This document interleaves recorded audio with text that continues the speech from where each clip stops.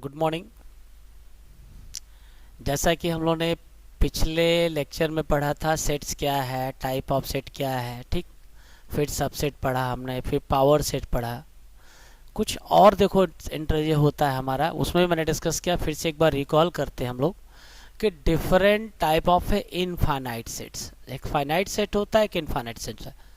Can be represented in the form of interval on a real number line. उसमें एक होता है open interval, close interval, close and open interval. तो open interval क्या होता है? If A and B are two real number है such that as x जो है हमारा ए से बड़ा है, बी से छोटा है, ठीक।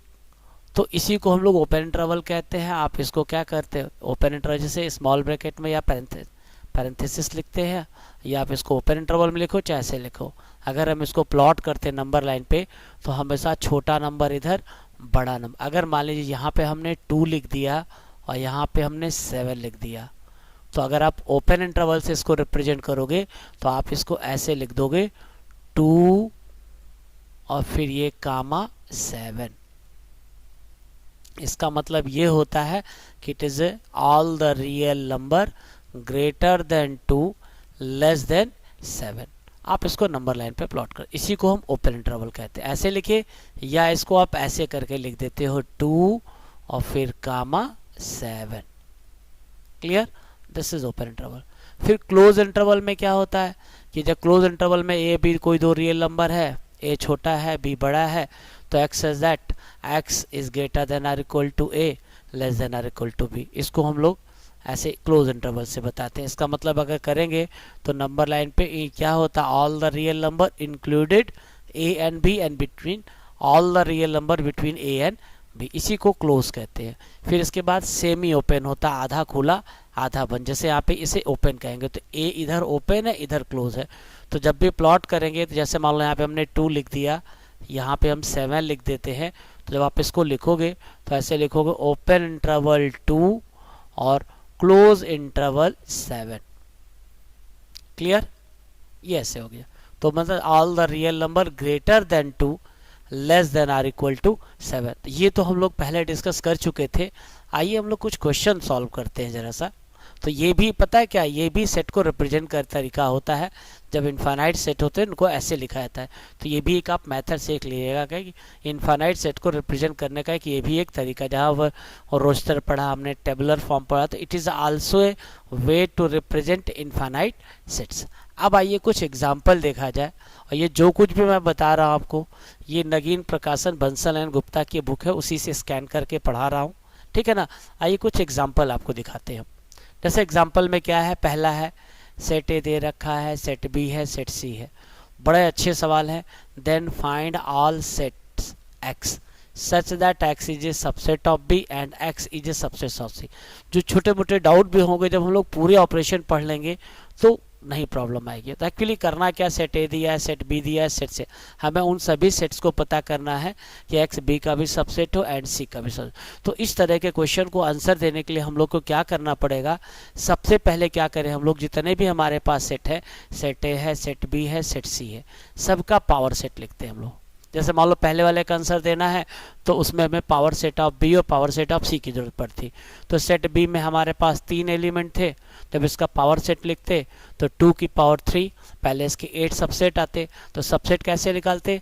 पहले 5 लिखते, फिर 1, फिर 2, फिर 3, फिर दो दो एलिमेंट 1 2 ले लेते, फिर हम 1 3 ले लेते, फिर हम 2 3 ले लेते, और फिर उसी सेट को रिपीट कर दिया। और फिर पूरे को जब करली ब्रैकेटें बंद करते तो it is a power set of A B. इसी तरह पावर सेट ऑफ सी में आपके 2 एलिमेंट हैं, तो जब इसका लिखेंगे सबसेट लिखेंगे, फिर है 5 2 4 2, तो 1 2 3 4, इसके हमारे ये हो गए। आइए जरा बढ़ते, ठीक। आपसे क्या कह रहा है कि एक्स बी एंड एक्स, तो एक्स हमारा बी में भी हो और एक्स सी में भी हो, तो उस केस में क्या करेंगे? Since X is a subset of B and X is a subset of, मतलब एक्स दोनों का सबसेट है, इसका मतलब एक्स जो है वो बी और सी के पावर सेट में जो भी कॉमन होगा। तो बी और सी में जो कॉमन हमारा है, एक तो 5 है, दूसरा हमारा 2 है, सिर्फ यही दोनों चीजें हमारे हैं, तो ये पहला वाला आ गया। तो समझ में आ रहा है। इसी तरह से क्या करना, दूसरे वाले का आंसर देना है कि x is a subset of A and x is a not subset of B. तो सेकंड वाले के ऑप्शन का आंसर देने के लिए क्या करना पड़ेगा, हम लोग को पहले ए के सभी सबसेट को लिखना पड़ेगा। तो ए में 1 2 3 4, 2 की पावर 4, 16 इसके सबसेट बनेंगे।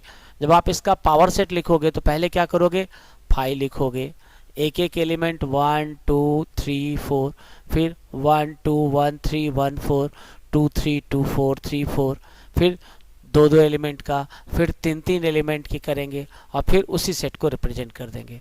तो इस तरह से हमें मिल जाएगा ये सेट है। तो हमें क्या करना है कि x हमारा a में तो हो लेकिन b में ना हो, तो उसके लिए क्या करेंगे हम लोग, पावर सेट a में से b के जितने भी पावर सेट है उनको निकाल लेंगे। तो पावर सेट a में से b के जितने भी पावर सेट है उनको निकाल लेंगे।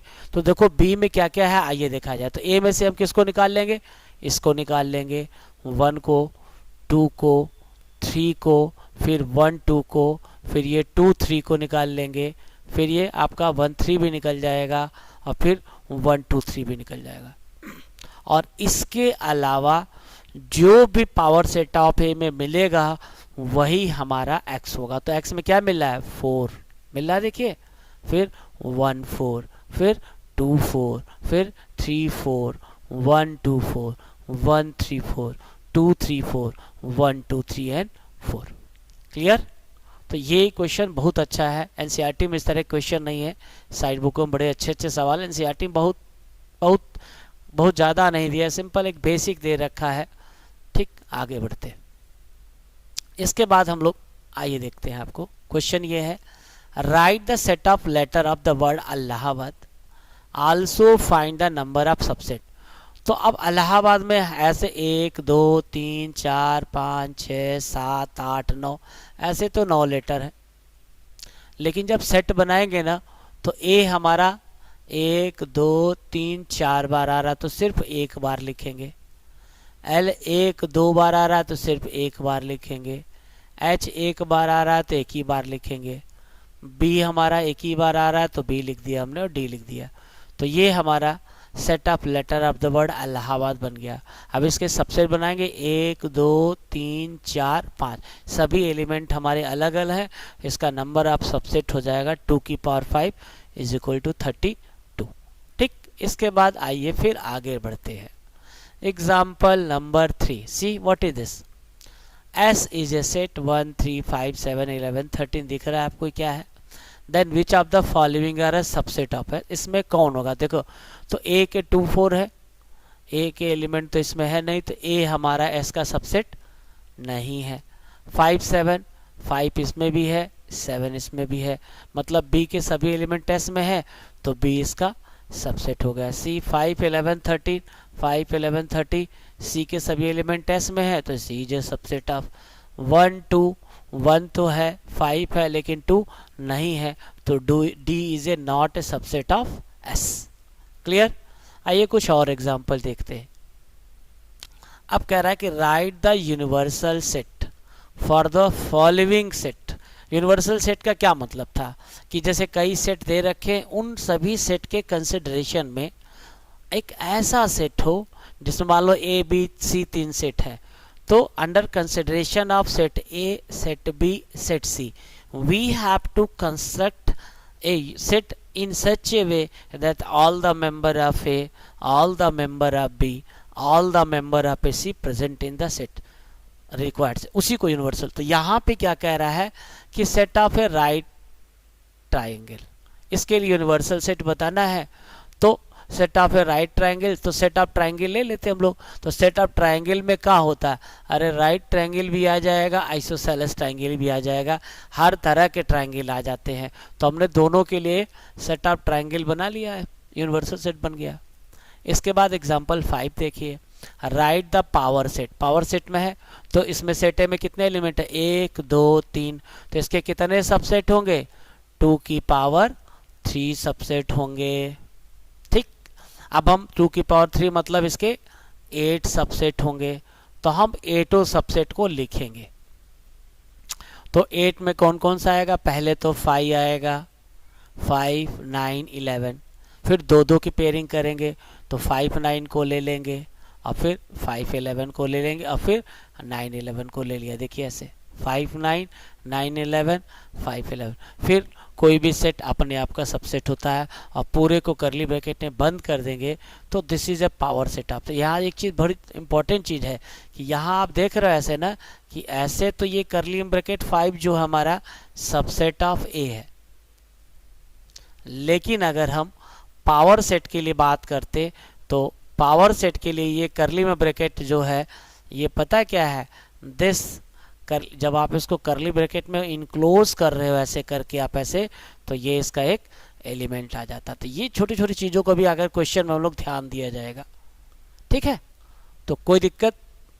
इसके बाद देखिए एक एग्जाम्पल और है। अरे एग्जाम्पल में ही आपको सब कुछ समझ में आ जाएगा।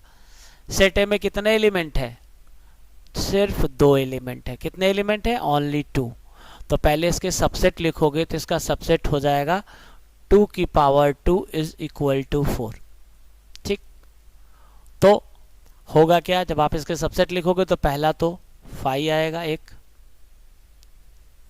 फिर एक एलिमेंट हमारा 0 आ गया, उसको करली ब्रैकेट बंद कर दिया, और एक एलिमेंट ये तो हम देखिए इसको ध्यान से देखिएगा करली ब्रैकेट में इनक्लोज कर दिया। और कोई भी सेट अपने आप का होता है तो इसके एक एलिमेंट होगा 1 2 3 और 4। These are the 4 element. तो अगर आपसे ऐसे पूछता कि एनपीए में कितने एलिमेंट हैं तो हम इसको बड़े आराम से पता कर सकते हैं। Number of element in NPA this is equal to 4। ये बन गया। इसके बाद फिर आगे बढ़ते हैं। अब कह रहा है कि right all subset of A 1 2 3। NCERT का क्वेश्चन है। तो 2 की पावर, इसमें 3 एलिमेंट है तो इसके सबसेट कितने होंगे? 8। तो 5 होगा 1 2 3, फिर 1 2 1 3 और फिर 2 3 और कोई भी सेट अपने आप का। ये एनसीईआरटी का एग्जांपल था। ये भी एनसीईआरटी में क्वेश्चन है, बड़ा अच्छा सा सवाल है।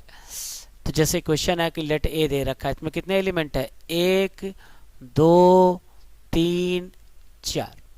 There are a 4 element in set A. अब इसी के कंसिडरेशन में आपको बताना है कि इसमें कौन सही है कौन गलत है, which is wrong and which is a.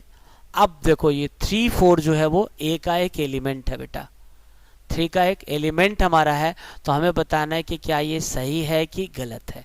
तो this is a false. Reason क्या है? क्योंकि 3 4 हमारा ए का एक एलिमेंट है। ये सही कब होता? कि जब यहाँ पे बिलोंग का साइन लगता। अब ये दूसरा वाला देखो 3 4 is a element of, this one is a true, ये सही है। इसके बाद अगर 3 4 को करली ब्रैकेट में इनक्लोज कर देते तो अब ये, क्योंकि यहाँ पे करली में ब्रैकेट 3 4 इसका एक एलिमेंट था, तो ये हमारा सही है, इट इज ए ट्रू। फिर 1 belong to 1 is a member of A, it is a true. 1 is a subset of, ये ए ट्रांसपोज तो निकालना भी तो है ही नहीं, ये हमारा फॉल्स है। 1 2 5 1 2 5 अगर आप इसका सबसेट लिखते ना तो 1 2 5 इसका एक सबसेट आता, तो इट इज ए ट्रू। फिर 1 2 5, ये पता जब आप करली ब्रैकेट के अंदर ऐसे लिख रहे हो तो ये पूरा एक सेट है और सेट को रिप्रेजेंट करना है तो यहाँ पे सबसेट का सिंबल आना चाहिए, that's why it is a false. 1 2 3 इसके सबसेट में कहीं कुछ आता ही नहीं, क्योंकि सबसेट में 1 2 5 आता या तो ये ऐसे आता, तो ये हमारा फॉल्स है। इसके बाद 5 is a not element, 5 is a subset, ये भी हमारा फॉल्स है। 5 is a subset of A, it is a true. हाँ, अगर आप 5 ऐसे करेंगे तो इस तरह का इसमें कुछ भी नहीं आएगा, ये हमारा गलत है। क्यों नहीं आएगा? क्योंकि जब आप इसके सबसेट लिखोगे ना तो आप पहले लिखोगे 5, ठीक, इसके बाद करली में ब्रैकेट के बाद 1, फिर इसके बाद 2, फिर इसके बाद करली ब्रैकेट जब लिखेंगे ऐसे तो 3 और 4 ऐसे होगा करली ब्रैकेट में ऐसे करके, ठीक, ये 3 4, लेकिन ये क्या होगा? ये डबल करली ब्रैकेट में होगा। इसके बाद आप इसको लिखोगे 5, तो ये एक एक एलिमेंट का हो गया, एक एलिमेंट, इनको सबको एक एलिमेंट कहेंगे हम लोग। इसके बाद 2 2 एलिमेंट लेते तो 1 2 ले लेते, 1 5 ले लेते, 2 5 ले लेते, 1 3 4 ले लेते, 2 3 4 ले लेते, ठीक है, 2 5 ऐसे करके ले लेता, इसीलिए ध्यान रखना होता है हम लोग को, ठीक है। उम्मीद है कि समझ में आ गया होगा। इसके बाद नेक्स्ट जो आपका है example 9, decide among the following sets which sets are subset of one and another, कौन किसका सबसेट है। तो सेट ए देख रहे हैं X such that X belong to R, आप इसको जब सॉल्व करोगे तो 12 के ऐसे दो फैक्टर करो जिसका डिफरेंस कितना आ जाए, जिसका सब 8 आ जाए, 6 2 जा 12। जब इसको फैक्टराइज करेंगे तो ये रोस्टर फॉर्म में 2, 6 हो गया। Set B is already given, set C is already given, D is given. अब जरा ध्यान से देखो, सेट ए ये है, बी हमारा है, तो हम देख रहे हैं कि सेट ए के सभी एलिमेंट बी में है तो ए बी का सबसेट है। सेट ए के सभी एलिमेंट सी में है तो ए सी का सबसेट है। बी के सभी एलिमेंट सी में है तो बी सी का सबसेट है। डी के सभी एलिमेंट, डी का एलिमेंट ए में भी है और डी का एलिमेंट बी में भी है और डी का एलिमेंट सी में, तो D is a subset of A B and C. ये बन गया हमारा। इसके बाद एक्सरसाइज में आते हैं। Which of the following statement is in set notation, write the following statement in set notation. A is a not subset of B, तो कैसे लिखोगे यार, तो A is a not subset of B, तो हमने क्या किया, ये सबसेट का सिंबल है और धीरे से इसको हमने से काट दिया, तो इसे कहेंगे A is a not subset of B, ठीक।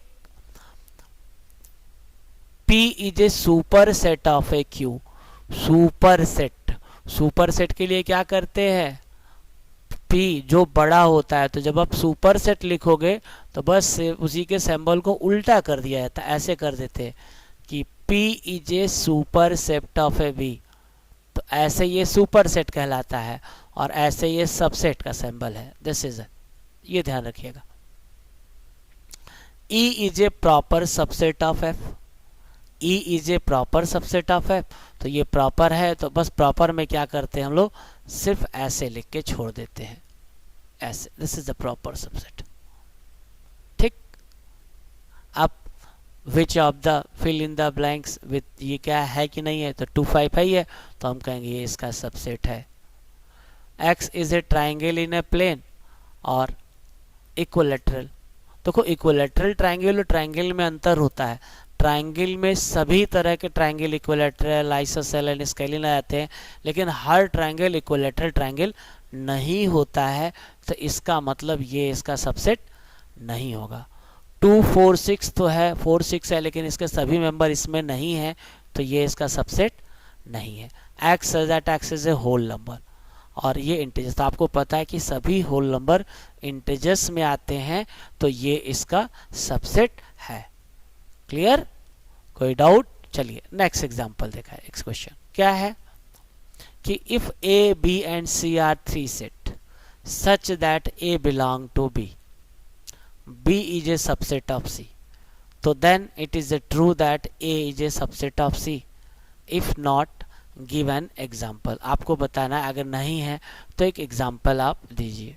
तो यहाँ पे जब आप A B 3 सेट्स हैं तो आप इस तरह से बनाइए कि A belong to B और B is a subset of, तो आप कोई मान लीजिए हमने एक तो सेट बना लिया ऐसे सिंपल ऐसे करके, मान लीजिए कि हमने क्या किया कि एक सेट बना लिया ऐसे, इसमें लिख दिया 1, 2, सिंपल ऐसे, और A belong to B, A B में होना चाहिए, तो हमने क्या किया कि B के लिए एक ऐसा सेट बना लिया ऐसे कि हमने यहाँ पे 3 लिख दिया और इन दोनों जो सेट A था पूरा पूरा इसके अंदर ऐसे कर दिया, ये ऐसे हो गया।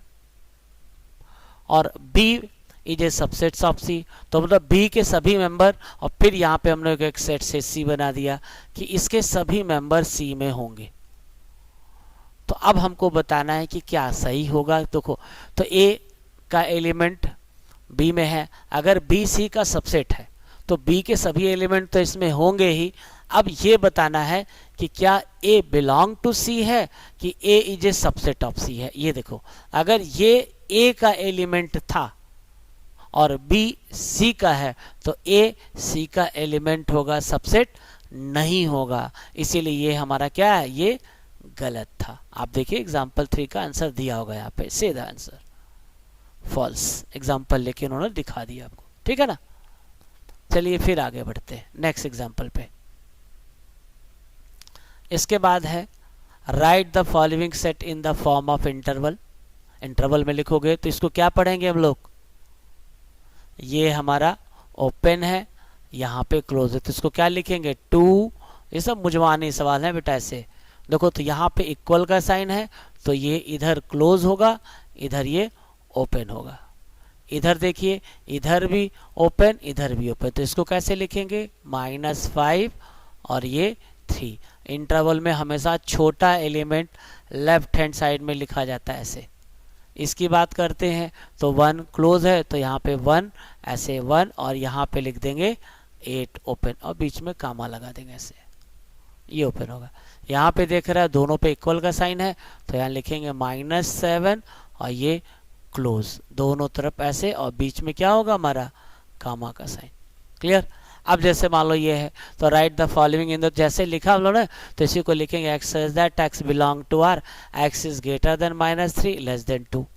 इसको लिखेंगे x such that x greater than -3 less than or equal to 5, x such that x is greater than or equal to 1 less than 3, x such that x is greater than or equal to 2 less than or equal to 12। बन गया, ठीक। इसके बाद right all subset of each of the following, इसके सबके subset लिखने हैं, तो सबसेट में क्या लिखेंगे 5 लिखेंगे, 5 फिर 6 और फिर 5 6।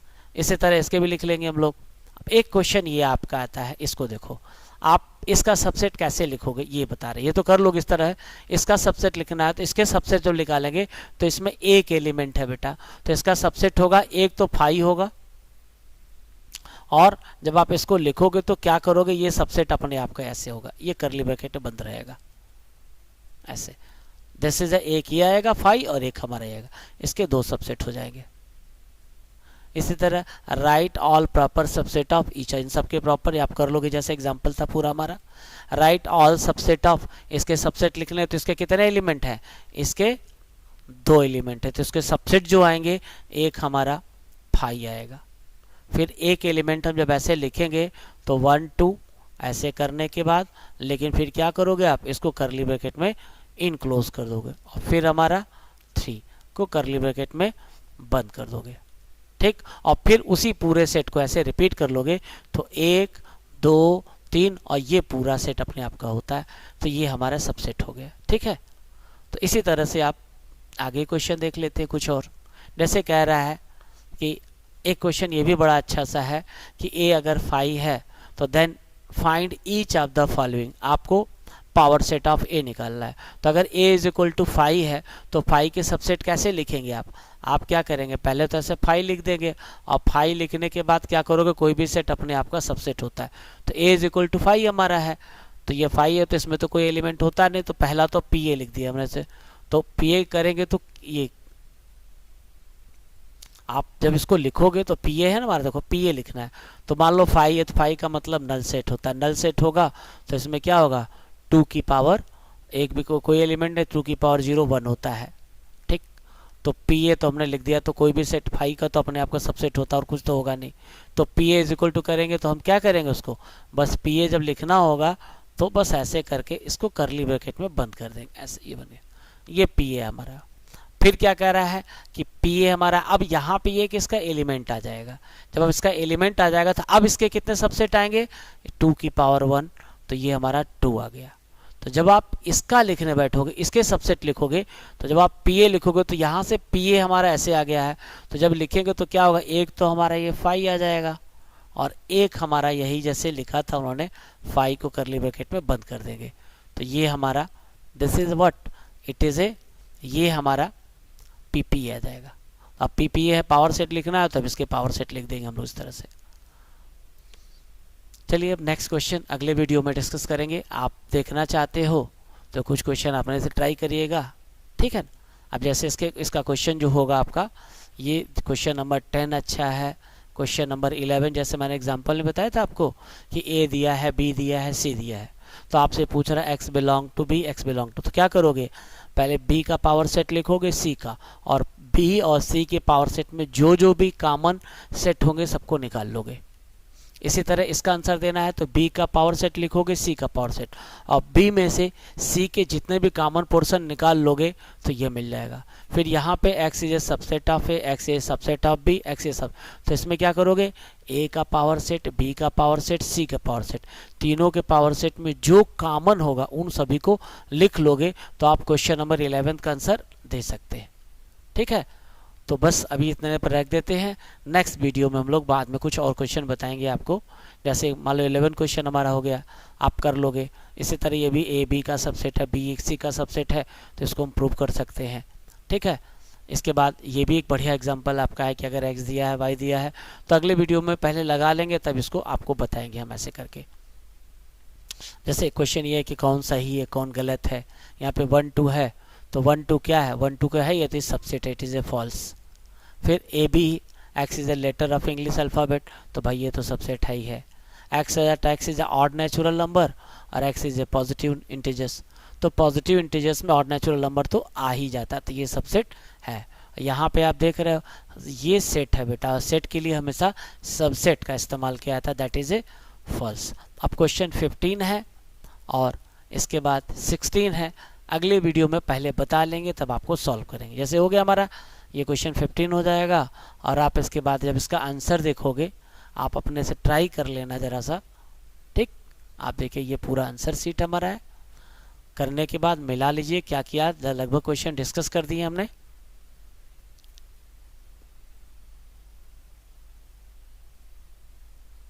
इसके बाद अगले वीडियो में आपको जो भी छोटा छोटा रहेगा बता देंगे हम।